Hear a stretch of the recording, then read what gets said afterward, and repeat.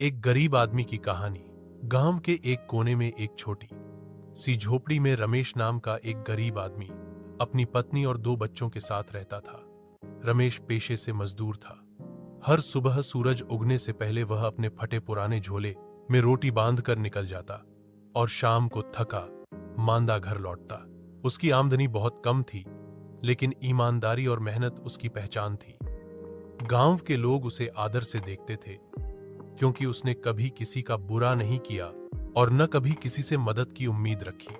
उसकी सबसे बड़ी पूंजी थी उसका आत्मसम्मान। संघर्ष। एक साल गांव में भयंकर सूखा पड़ा।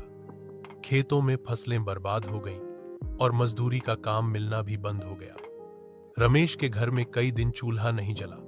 बच्चों की आंखों में भूख और पत्नी की आंखों में चिंता थी, लेकिन रमेश के चेहरे पर फिर भी उम्मीद की रेखा थी, उम्मीद की किरण। एक दिन पास के शहर में एक निर्माण कार्य शुरू हुआ, जहां मजदूरों की जरूरत थी।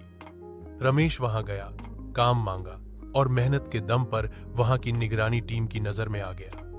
धीरे धीरे वह एक साधारण मजदूर से साइट सुपरवाइजर बन गया। बदलाव। अब रमेश के हालात सुधरने लगे।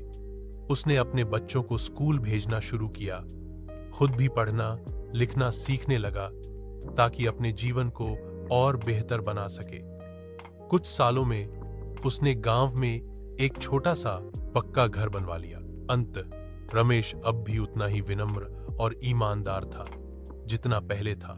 फर्क सिर्फ इतना था कि अब वह खुद भी दूसरों की मदद करता था, उन गरीब मजदूरों की जो कभी उसकी ही तरह थे। सीख। इस कहानी से हमें यह सीखने को मिलता है कि हालात चाहे जैसे भी हों, अगर इरादे मजबूत हों और मेहनत ईमानदारी से की जाए तो गरीबी हमेशा नहीं रहती।